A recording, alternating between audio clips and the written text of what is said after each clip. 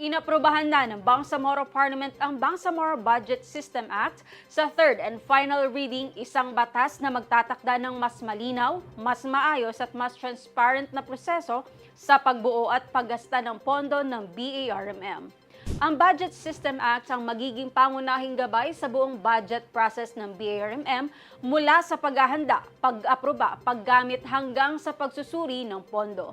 Kabilang sa mga reforma ang cash-based budgeting, early procurement, single treasury account at mas mahigpit na patakaran sa lump sum funds. Saklaw ng batas ang lahat ng ministries, agencies, government-owned corporations at ilang LGUs pagdating sa kanilang regional revenue shares. Pinakamahalagang bahagi ng batas ang paglalabas taon-taon ng Bangsamoro People's Budget, isang simple, madaling basahin at pangmamamayang bersyon ng General Appropriations Act. Ayon kay Kitem Kadatuan Jr. Chair ng Committee on Finance, Budget and Management, ang People's Budget ang pinakadiin ng batas dahil sentro nito ang mamamayan sa proseso ng pagbabudget at binibigyan sila ng malinaw na access sa impormasyon. Inaatasan ng batas na ito ang ministries na magsasagawa ng consultation kasama ang civil society organizations at iba pang stakeholders. Dapat isama sa budget proposals ang kanilang mga rekomendasyon. Ito ang magsisilbing gabay ng publiko para makita kung saan napupunta ang pondo ng BARMM. We put into the law itself yung stakeholders participation. Para batas na, karapatan na ng tao. Hindi lang circular, hindi lang ito na pwede sabihin na, wala naman kayo karapatan to participate. When in fact, we put it there. Yung transparency nandoon. Yung mismong magpo-post sa website sila kung ano yung mga nalagyan and may transparency seal nandoon.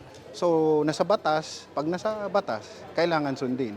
We also placed penalties sa mga ministries, offices, and agencies na hindi mag-o-observe ng yung sa transparency.